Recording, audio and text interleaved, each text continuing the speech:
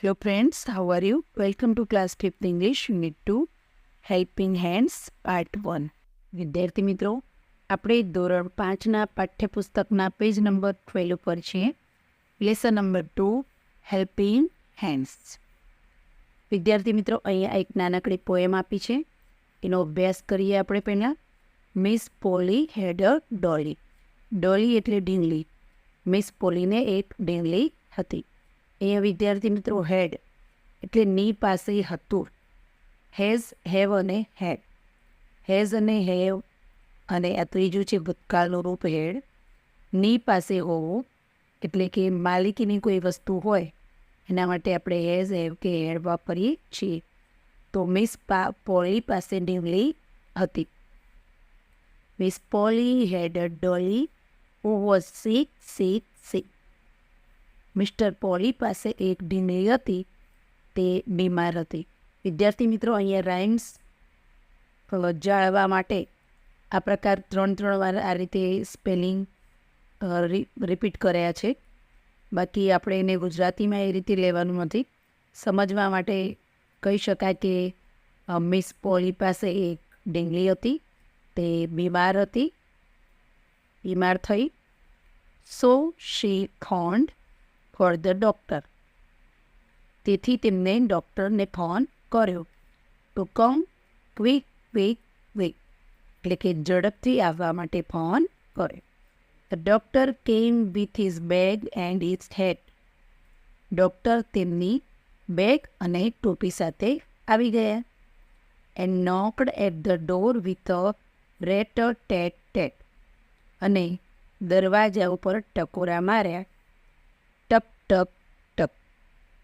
અહીંયા વિદ્યાર્થી મિત્રો, દરવાજા ઉપર આપણે જે ટકોરા મારીએ છીએ ને જે અવાજ છે એને રાઇમ્સ આપવા માટે આ રીતે લખેલું છે.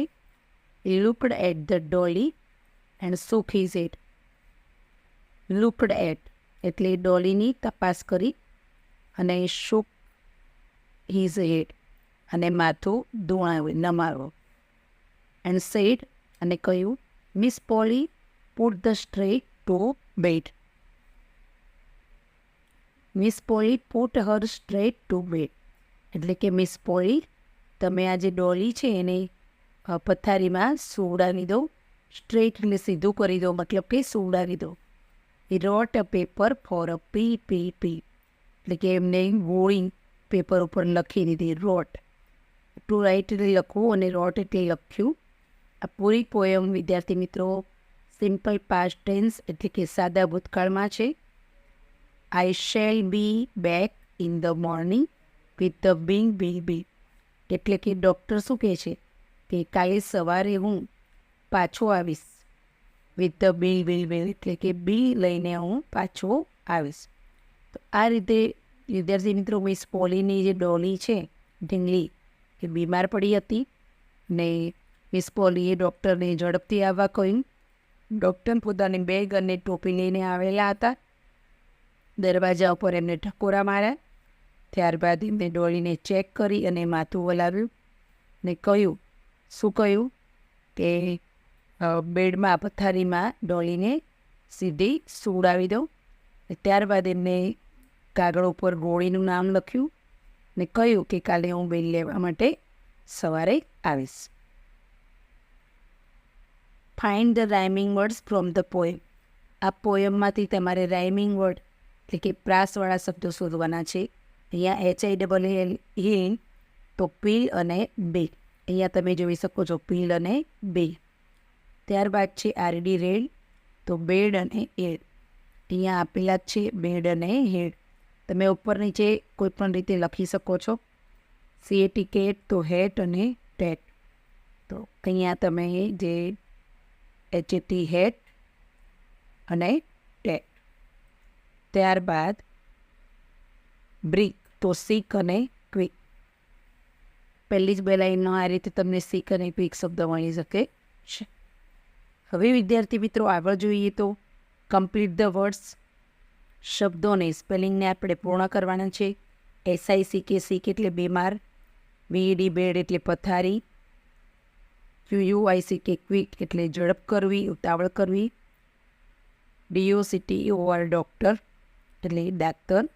MISS મિસ એટલે કુમારી, જે કન્યાઓ છે એટલે કે કુંવારી છોકરીઓ છે તેના માટે વપરાતો શબ્દ છે. PILL એટલે ગોળી. 7 શુક, SHOOK શુક એટલે માથું ધોણાવવું. DOOR ડોર એટલે દરવાજો. COM એટલે આવવું. અને સ્ટ્રેટ STRAIGHT સ્ટ્રેટ એટલે સિંધ. પેજ નંબર 13 ઉપર છીએ વિદ્યાર્થી મિત્રો. આપણે find and write words starting with the given letters from the poem. આપણે પીથી શરૂ થતા, ડીથી શરૂ થતા, બીથી શરૂ થતા, S અને Wથી શરૂ થતા સ્પેલિંગ પોયમમાંથી એટલે કે કવિતામાંથી આપણે શોધવાના છે. પી ઉપરથી વિદ્યાર્થી મિત્રો પોલી, ફોન્ડ, પુટ અને પીલ છે. પીવાળા જેટલા પણ સ્પેલિંગ છે વિદ્યાર્થી મિત્રો તેને મેં બોલપેનથી અંડરલાઇન કરેલી છે. પોલી, ફોન્ડ, ત્યારબાદ પીવાળો બીજો સ્પેલિંગ અહીંયા પુટ અને પીલ. બરાબર છે. હવે ડીવાળી સ્પેલિંગમાં ડોલી, ડૉક્ટર અને ડોર. ડીવાળી સ્પેલિંગની અંદર તમે અહીંયા જોઈ શકો, અહીં ગોળ કરેલું છે એક ડોલી, ડૉક્ટર અને આ ડોર પેન્સિલથી ગોળ કરેલું છે. ત્યારબાદ બીવાળા સ્પેલિંગમાં બેગ, બેડ, બી અને બી આ 4 સ્પેલિંગ છે. તો બીવાળા જે પણ સ્પેલિંગ છે એની અંદર પેન્સિલથી ચોરસ દોરેલું છે મેં આ રીતે. તો એક બેગ છે. ત્યારબાદ બીવાળો અહીંયા તો બેગ જ છે. BED બેડ, બી અને બી આ 4 સ્પેલિંગ છે. ત્યારબાદ જોઈએ તો એસવાળા સ્પેલિંગમાં સી, સો, શી અને શેડ છે. એસવાળા સ્પેલિંગમાં તમે અહીંયા પહેલાં સી, સો, શી અને શેડ જે છે તે અહીંયા આવશે. પેન્સિલથી અંડરલાઇન દોરી છે આ સ્પેલિંગમાં તમે જોઈ શકો છો. તો આ શેડ અને છેલ્લે આ છે સ્ટ્રેટ એટલે સીધું. આટલી સ્પેલિંગ છે વિદ્યાર્થી મિત્રો. એસમાં સ્ટ્રેટ પણ આવશે. નંબર 5માં જે ડબલ્યુવાળા સ્પેલિંગ છે એમાં હું, વોઝ, વિથ અને રોટ આવેલા છે. ડબલ્યુવાળા સ્પેલિંગ સામે મેં ખરાની નિશાની કરી છે. હું, વોઝ અને વિથ. બરાબર છે. અને આ છેલ્લો છે રોટ. આ પ્રમાણે વિદ્યાર્થી મિત્રો તમારે જે પણ સ્પેલિંગ શોધવાના તો અહીંયાથી પહેલેથી આંગળી રાખીને તમારે ધીરે ધીરે સ્પેલિંગ દરેકે દરેક લાઇનમાં આંગળી ફેરવીને શોધવાના હોય છે. તો જ તમને ખ્યાલ આવશે. Fill in the blanks with correct options from the brackets. એટલે કે આ બ્રેકેટ આપેલું છે એમાં જવાબ આપેલા છે ઓપ્શન, એનો ઉપયોગ કરીને આપણે ખાલી જગ્યા ભરવાની છે. Number 1 dolly was six. Dolly બીમાર હતી. Number 2 the doctor checked Dolly. ડૉક્ટરે ડોલીને ચેક કરી. Number 3 the doctor wrote a pill for Dolly. ડૉક્ટરે ડોલી માટે દવા લખી આપી. Number 4 the doctor will come in the morning. Doctor સવારે આવશે. નંબર 5માં Miss Polly will pay the bill. Miss Polly bill ચૂકવશે. વિદ્યાર્થી મિત્રો આગળ હવે લેસનની શરૂઆત થાય છે. Listen to the story. આપણે એક વાર્તા સરસ મજાની છે એના ઉપર ધ્યાન આપવાનું છે. A trip with trio. Trip એટલે નાનું પિકનિક પ્રવાસ અથવા બહાર ફરવા જવું. ટ્રાયો એ તો અહીંયા 3 જે કઝિન સિસ્ટર બ્રધર છે એની એક નાનકડી વાર્તા છે, સ્ટોરી છે. એટલે એ 3 જણની જે ટ્રીપ છે એ કેવી બની રહે છે તેના વિશે અહીંયા એક સરસ મજાની નાની વાર્તા છે. There were 3 cousins named Hetal, Mihin and Mayank. 3 પિતરાઈ ભાઈ બહેન હતા. તેમના નામ હતા હેતલ, મિહિર અને Mayank. The trio loved adventures. આ ત્રણે એવા હતા કે જેમને બહાદુરીના પરાક્રમોના કામો કરવા ગમતા હતા. સાહસને એ લોકો પ્રેમ કરતા હતા. વન ડે, એક દિવસ, their school organised a trip to a nearby forest. એક દિવસ તેમના સ્કૂલ તરફથી નજીકના જંગલમાં એક ટ્રીપનું આયોજન કરવામાં આવ્યું. ઓર્ગેનાઇઝ એટલે ગોઠવણી કરવી, આયોજન કરવું. આયોજન કર્યું એટલે કે organised. They registered four it. અને એ લોકોએ ત્યાં ટ્રીપમાં જવા માટે નોંધણી કરાવી. ટુ રજિસ્ટર એટલે નોંધ કરાવી. They packed their backpacks with snacks. તેમણે તેમના થેલા, બેકપેક્સ એટલે થેલા, પેક્ડ, ટુ પેક એટલે પેક કરવું, બંધ કરવું, તો પેક્ડ એટલે બોટલા બાંધી દીધા. વિથ, હવે સાથે શું લીધું છે એમને? સ્નેક્સ એટલે કે નાસ્તાઓ, વોટર બોટલ્સ એટસેટ્રા, ને પાણીની બોટલો. ફોર ધ ટ્રીપ માટે. All were playing and singing songs. બધા જ લોકો રમતા હતા અને ગીતો પણ ગાતા હતા. During the trip in the bus. બસની અંદર જે ટ્રીપ હતી, એમનો પ્રવાસ જે હતો નાનકડો, એમાં બસમાં જતી વખતે એ લોકો બધા શું કરતા હતા? પ્લેઇંગ એન્ડ સિંગિંગ એટલે રમતા હતા અને ગીતો ગાતા હતા. વિધિન 2 hours એટલે 2 કલાકની અંદર દે રીચડ, તે લોકો પહોંચી ગયા. It was a wonderful place four the trip. અને ફરવા માટે આ ખરેખર એક અદ્ભુત મજાની ટ્રીપ હતી, જગ્યા હતી, પ્લેસ હતી. The school head arranged various activities. School એટલે શાળાએ અલગ અલગ એક્ટિવિટીઝ, પ્રવૃત્તિઓ એમનું આયોજન કર્યું હતું. ઇન્ક્લુડિંગ એટલે માં સમાવેશ થવો. Bonfire in the evening. સાંજે તાપણાનો પ્રોગ્રામ પણ કરેલો હતો. વિદ્યાર્થી મિત્રો, જંગલની અંદર તાપણું સળગાવી એની આજુબાજુ ડાન્સ કરવો, ગીત ગાવા, એ પ્રકારની પ્રવૃત્તિ. all the students and teachers explored the forest and saw different animals and creatures. Hall day એટલે આખા દિવસ દરમિયાન. ઓલ ધ સ્ટુડન્ટ્સ એટલે કે બધા જ વિદ્યાર્થીઓ, એન્ડ ટીચર્સ અને બધા જ શિક્ષકો, એક્સપ્લોર્ડ ધ ફોરેસ્ટ એ જંગલને ખૂંદી વળ્યા, કે આમ ને તેમ ફરી વળ્યા. સો જોયું, શું જોયું? ડિફરન્ટ એનિમલ્સ એન્ડ ક્રિએચર્સ, અલગ અલગ પ્રાણીઓ અને બીજા બધા જીવજંતુઓને એમને જોયા. They enjoyed the beauty of nature and bonfire. એ લોકોએ પ્રકૃતિની સુંદરતા અને તાપણાનો પણ આનંદ મેળવ્યો. Some students demonstrated how to use the first aid kit during the trip. Trip દરમિયાન આ નાનકડી જે પિકનિક છે, ઉજવણી છે, એના દરમિયાન કેવી રીતે પ્રાથમિક ફર્સ્ટ એડ કિટ એટલે પ્રાથમિક સારવારની જે કિટ છે, સામાન છે, એનો કેવી રીતે ઉપયોગ કરવો, એ કેટલાક વિદ્યાર્થીઓ એનો ડેમોન્સ્ટ્રેશન એટલે કે ડેમો બતાવતા હતા, કેવી રીતે કરવું એનું પ્રદર્શન કરતા હતા. They enjoyed singing and dancing too. એ લોકો ગાવાનો અને ડાન્સ કરવાનો એટલે કે નૃત્ય કરવાનો આનંદ પણ લેતા હતા. એ લોકોએ નૃત્ય કરવાનો આનંદ પણ લીધો.